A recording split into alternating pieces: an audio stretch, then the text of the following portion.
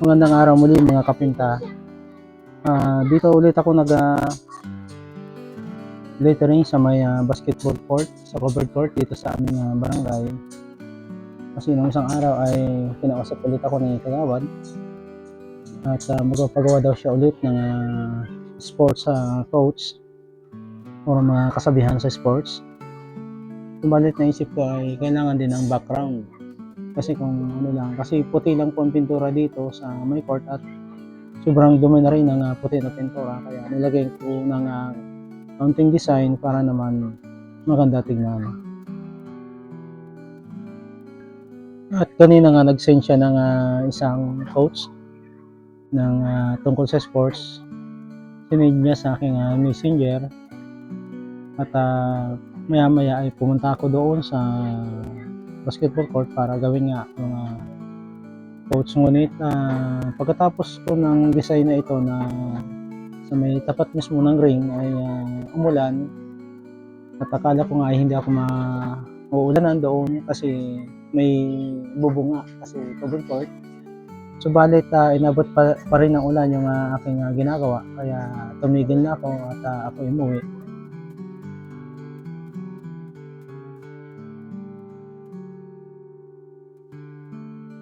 Bago ako nag-design dito sa may covered court sa amin ay pumunta muna ako doon sa barangay Sawanga at pininturahan ko ng puti yung aking pag-niletteringan doon ng barangay map para bukas ay makapagsimula na ako doon sa barangay Sawanga. Subalit bukas ng umaga ay doon muna ulit ako sa Buena Vista National High School at kaninang umaga ay pininturahan ko na din ng puti yung aking pagle-letteringan doon ng The Village. Ang gusto ng principal sa Buena Vista ay puti lamang lagi yung background kasi yun ang talagang gusto niya. Ayaw niya ng may design, ayaw niya ng may kulay, puti lang. So para sa akin ay pabor din yun kasi hindi ko na kailangan mag-isip ng design, kaya yun ang kagandahan na gusto niya ay puti lamang.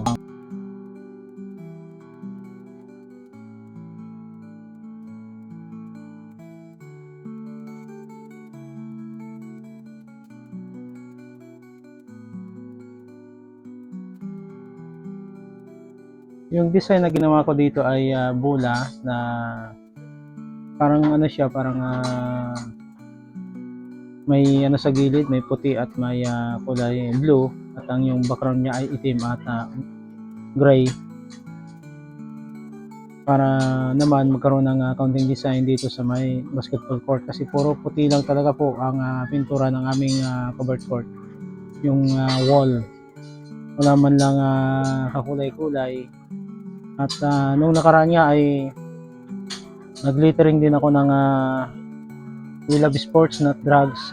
Wala akong time para pinturahan pa ng ibang kulay, kaya ang ginawa ko, yung littering ko na lang ang iba-ibang kulay ang ginamit ko para magkaroon man lang ng counting art yung wall ng basketball court dito sa aming barangay.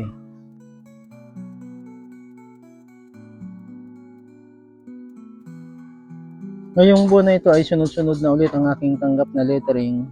Balik kahapon ay sinabihan din, nung isang araw pala ay sinabihan din ako ng utility doon sa high school dito sa amin na magpapalittering na daw doon sa high school noong SPTA. Yung dating directory ng eskwelahan ay naging bakante. So ang sabi sa akin ng principal nung nag-lettering ako doon ay doon daw i-lettering yung SPTA officers. Kaya nung isang araw ay nakita ko ni nung utility, sinabihan ako na gusto daw ako makausap ng staff doon sa Gatwa National High School.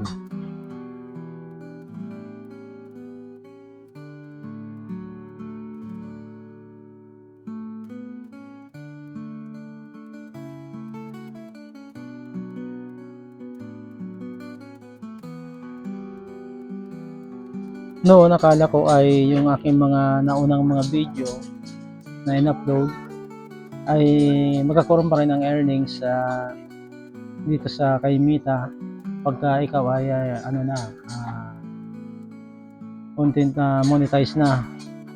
Subalit ay hindi kasama yon sa magkakaroon ng earnings kasi napansin ko sa aking mga video, itong video lang na nagsimula na akong monetize, yun lang po ang nagkakaroon ng earnings. Yung mga dati kong videos nung hindi pa ako monetize ay wala pong earnings, mga photos wala din, stories wala din po. Kaya magsisimula ang aking earnings kung saan ako nagsimula ang ma-monetize talaga. Hindi kasama yung mga nauna na mga videos ko. Sayang pa naman noon kasi medyo malalaki din ang aking mga views doon sa mga nauna kong videos. Mahigit isang taon po akong upload bago ako na monetize dito po sa Facebook.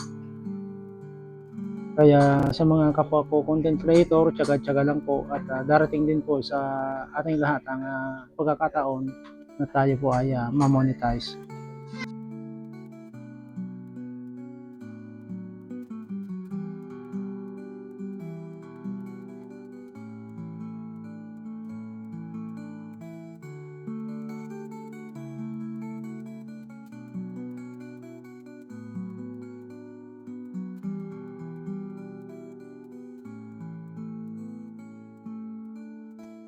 Pero ngayon talaga ang malakas po ang kita, ang earnings ay yung mga picture po.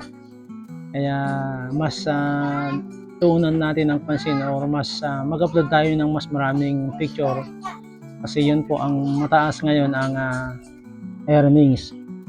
Yung video ay depende po sa views, kung gaano kadami yung views mo.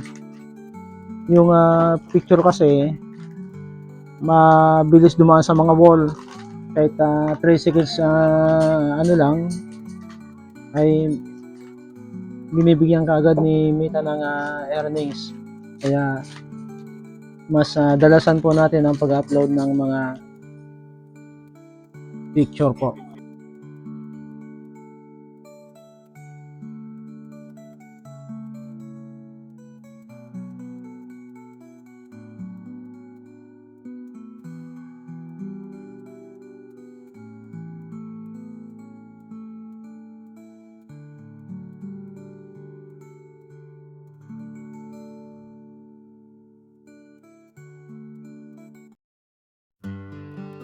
So sa muli po, maraming salamat po sa inyong pagsuporta sa aking mga video, sa aking mga vlog.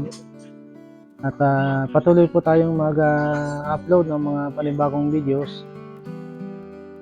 Kasi alam natin na kailangan nating tiyagain ito para tayo ay magkaroon ng earnings dito sa platform ko na ito.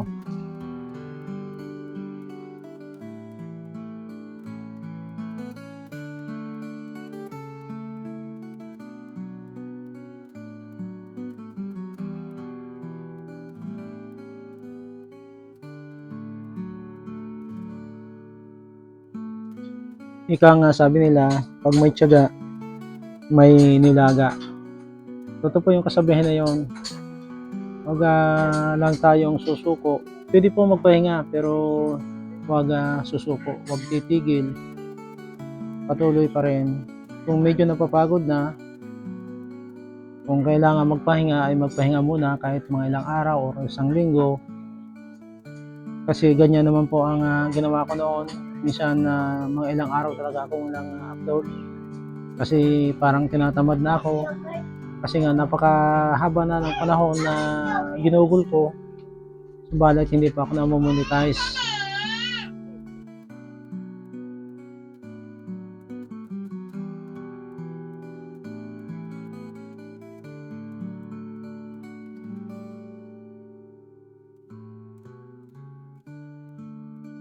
Ngayon na marami akong tanggap na mga lettering, ay halos araw-araw talaga ay magkakaroon ako ng video na i-upload. Kaya abang-abang lang po sa aking mga videos. Kung kayo po ay na tutuwa sa aking mga video, ay abang-abang lang po at araw-araw ulit tayo magkakaroon ng video na i-upload.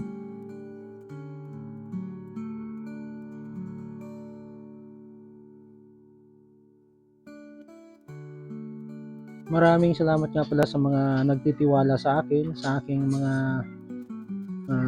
lettering. At pangako sa inyo ay mas igihin ko ang aking pagle-lettering, kahit na alam ko na okay naman yung aking mga trabaho. Kaya ko kasi nang mapagtawanan yung aking trabaho, kaya talagang hangga't maaari ay talagang inaayos ko, pinapaganda ko, at talagang gusto ko may quality yung aking trabaho para lagi akong kukunin sa mga ganito na pag-lettering at mga murals. Maraming salamat po sa inyong lahat, mga kapitbahay.